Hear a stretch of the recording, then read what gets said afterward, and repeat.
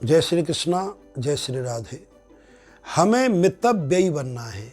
मितव्ययी का अर्थ होता है कि जहाँ आवश्यक हो, परिवार के लिए, अपने लिए, धर्म के लिए, राष्ट्र के लिए, समाज के लिए और धर्म के लिए जहाँ भी जरूरत हो, हमें पैसा खर्च अवश्य करना चाहिए। अगर हम ऐसा नहीं करेंगे तो हमारे जीवन में एक कंजूसता की संज्ञा प्राप्त हो जाएगी, भाई कंजूस हैं। और दूसरी चीज़ ये भी है कि धन कमाने के साथ साथ उस धन का उपयोग करना भी प्रत्येक मानव जीवन का पहला कर्तव्य है। क्योंकि लक्ष्मी जी के 4 पुत्र हैं। बड़े पुत्र का नाम है कर्म और फल, यानी आप धर्म करो, और दूसरे पुत्र का नाम है आपका भोग, जिससे कि धन का भोग करो। अगर आप दोनों से बचा लेंगे तो तीसरे पुत्र का नाम होता है, वो आपको सरकारी टैक्सेशन यानी दंड, उसमें चला जाएगा। और चौथे को होता है चोर और आपके रोग, अगर उससे पैसे बचाएंगे चोर और रोगों में चला जाता है।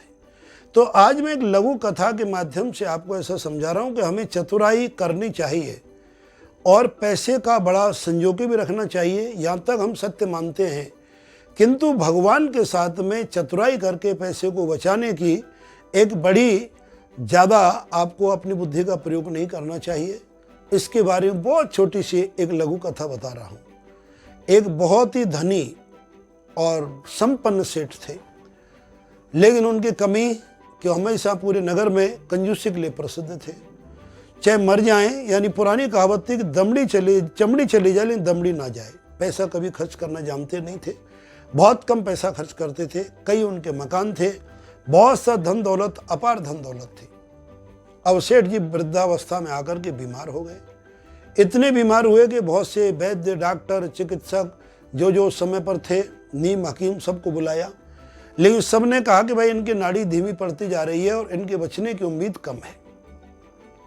उसी समय पर नगर के बाहर एक हमारे हनुमान लाल जी का मंदिर, जो बहुत पुराना था, टूटा फूटा था, उसके पुजारी जी भगत जी कहलाते थे। वो भगत जी पधारे और भगत जी ने कहा कि सेठ जी, आपके पास अपार धन दौलत है।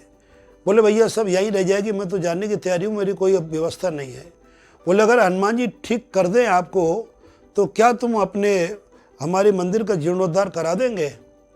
तो सेठ चतुर था, इतनी आसानी से, और कोई भी कमिट करने वाला नहीं था। सेठ जी ने कहा भैया मेरे कई मकान हैं, उसमें देखो शहर वाला जो मकान है ना, उस मकान को मैं बेच के जो पैसा मिलेगा वो हनुमान जी के मंदिर में लगा दूंगा, और मैं जिंदा रह गया तो। उन्हें भगत जी ने हनुमान जी से प्रार्थना की और प्रार्थना करके रोज हनुमान जी का सिंदूर माथे पर लगाने आते, झाड़ा लगाने आते, हनुमान चालीसा उनको सुनाने आते। संयोग की बात हुई कि वो सेठ जी ठीक हो गए। अब ठीक हो गए तो भगत जी ने कहा कि भाई अब इस मकान को बेच के और आप हमारे मंदिर का जीर्णोद्धार कराएं। कोई बड़े सेठ बना के गए, वो टूट फूट गया है, पैसे की आवश्यकता है।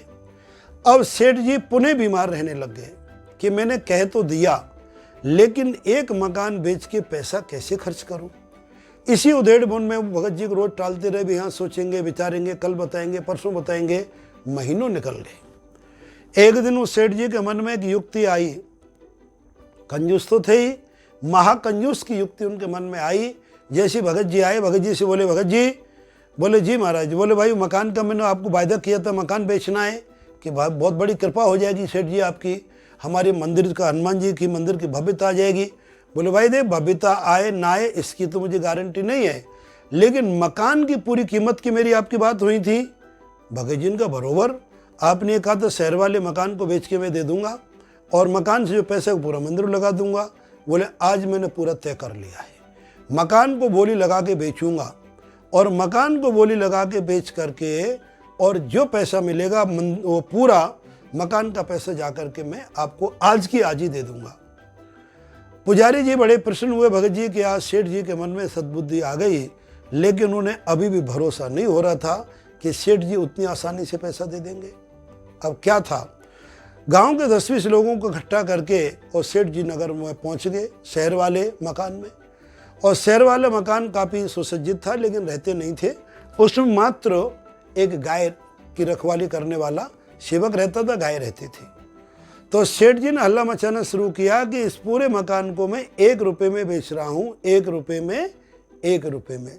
सेठ जी की चतुराई देखिए, 1 रुपए की आवाज़ सुनकर के 10, 20, 50 नहीं 100-200 लोग इकट्ठे हो गए और तुरंत जेब में से 1 करोड़ रुपया निकाल के सेठ जी हमें दे दो। और भाई सुनो, मकान की कीमत, भगत जी को बुलाकर, भगत जी ध्यान से सुनो, मकान की कीमत 1 रुपया है, लेकिन इसमें जो मेरी गाय रहती है ना, वो गाय भी साथ में खरीदनी पड़ेगी। तो गांव वालों ने कहा बेटे गाय भी खरीद लेंगे, और गाय की कीमत 1.25 लाख रुपए होगी, क्योंकि उस पूरे मकान की कीमत ही 1.25 लाख रुपए थी।